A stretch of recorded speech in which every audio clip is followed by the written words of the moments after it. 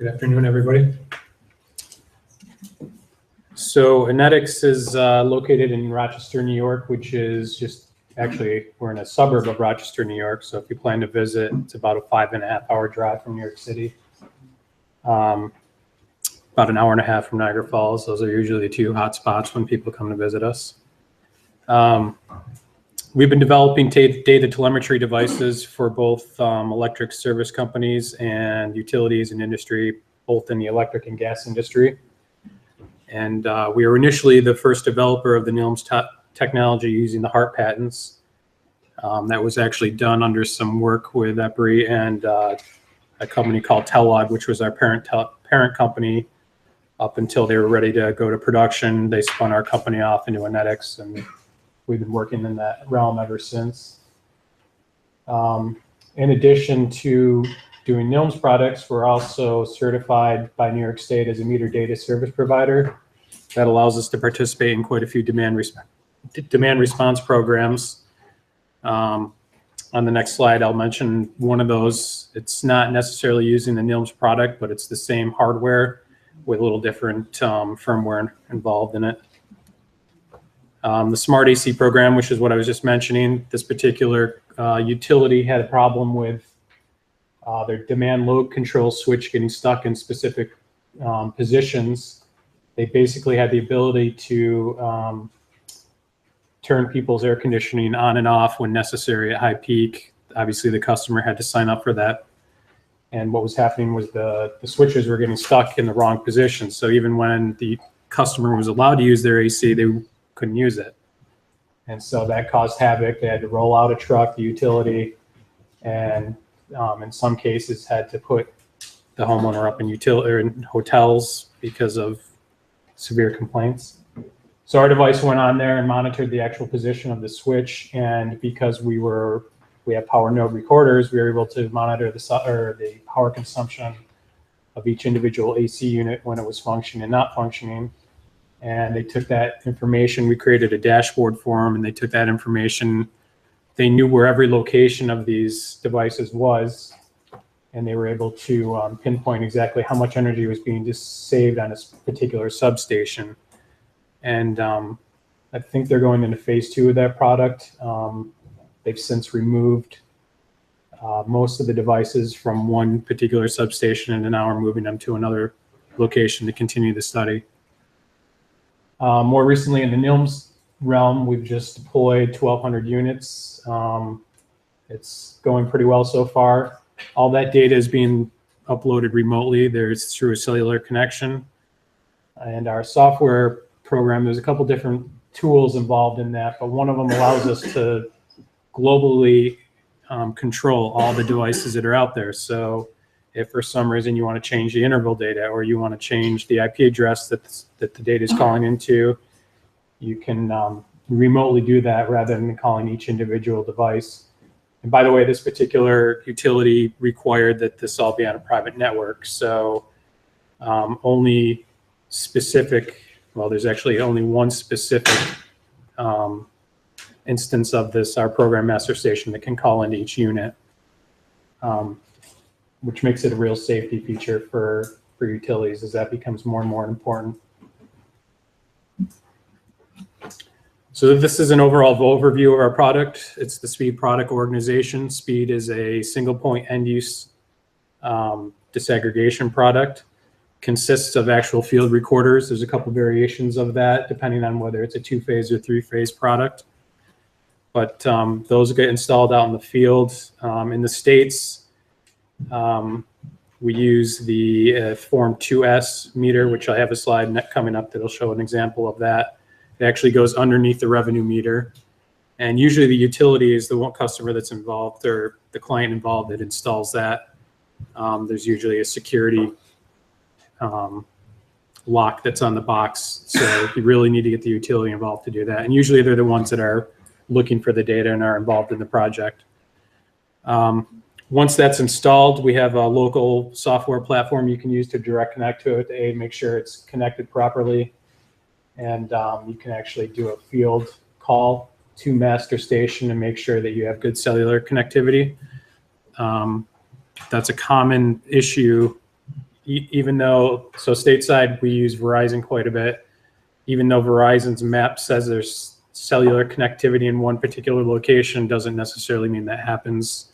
You may find that over here, especially if you're on a phone call where you know you should have connectivity and you can't even make a call. We found that in a few situations. So there's a couple alternatives we can do for that. But the majority of everything we're doing now is through cellular. The goal of our products is really to be non-intrusive. We don't want to involve the homeowner in any way. And at least in the States, this is one way we can do that.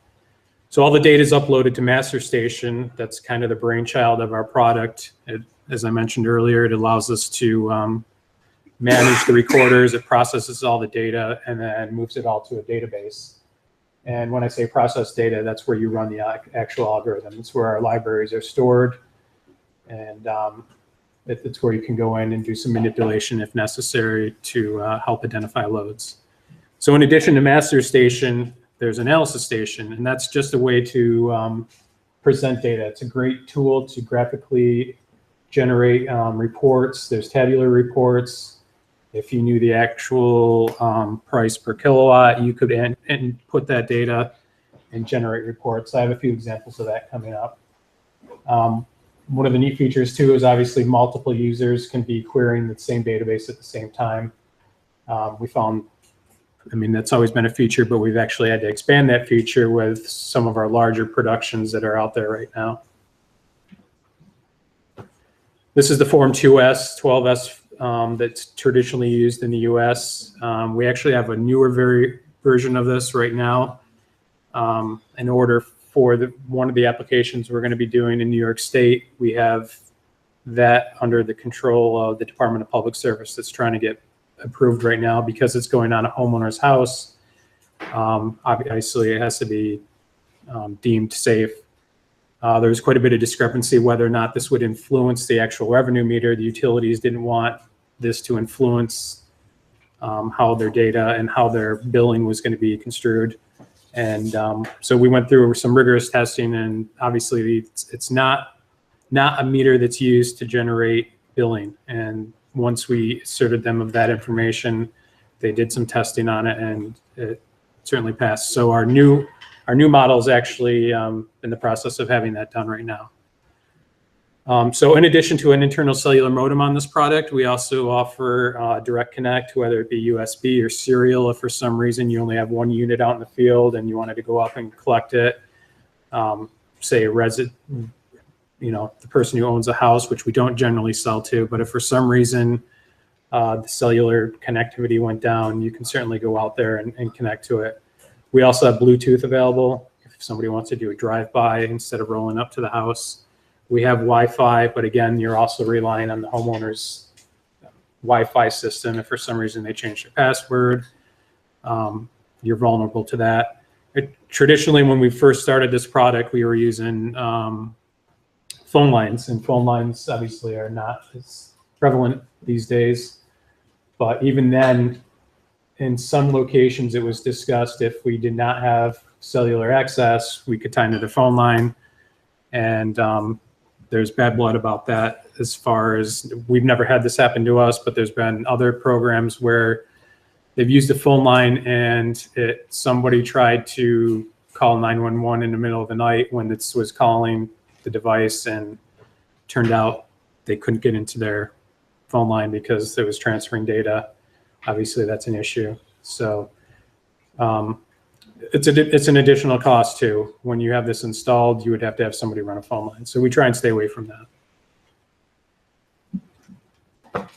This is our three-phase product. This is the unit that's where we have a little over 1,000 of these installed right now.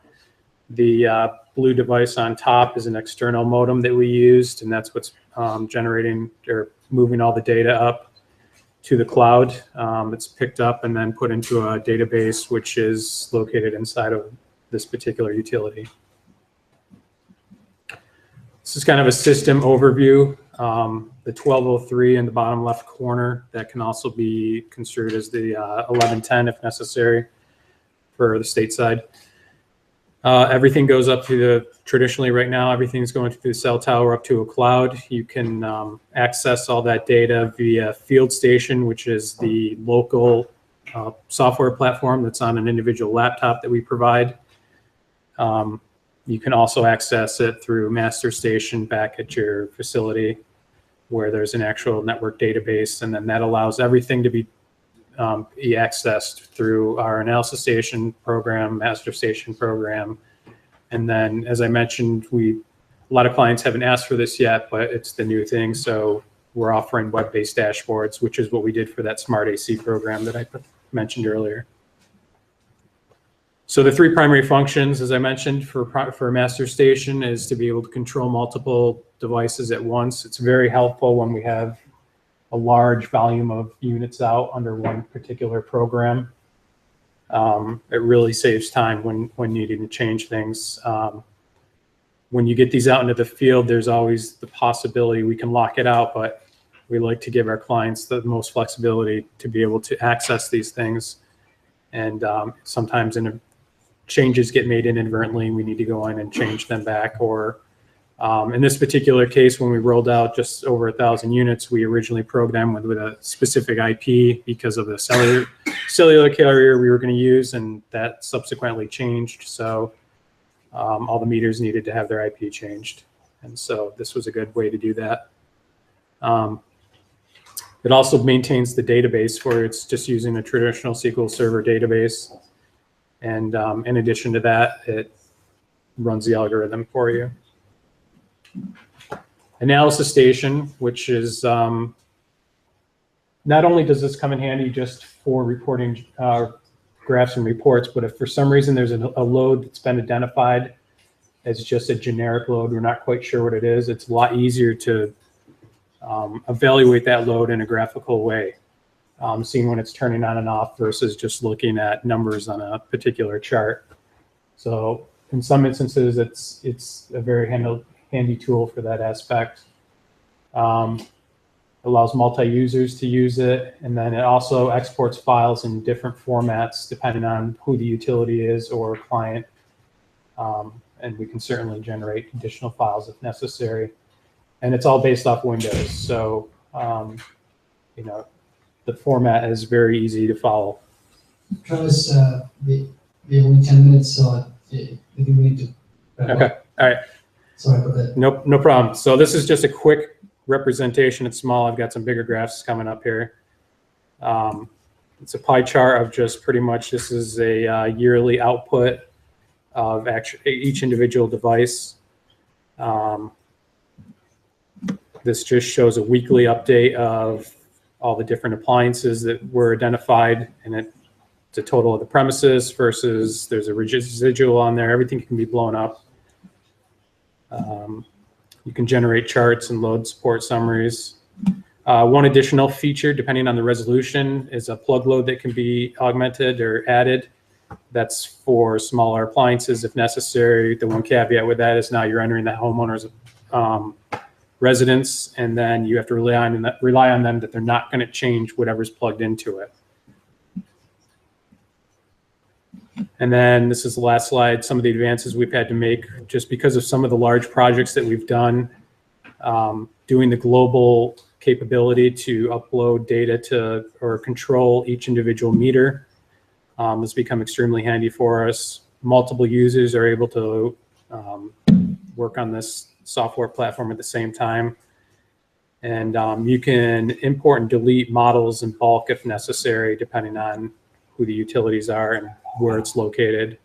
And then the last item is we have a 3-phase commercial project that we've worked on off and on.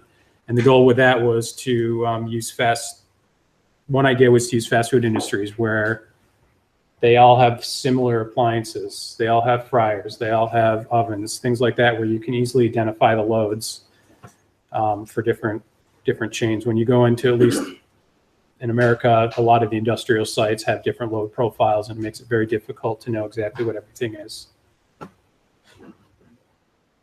That's it. Thank you very much.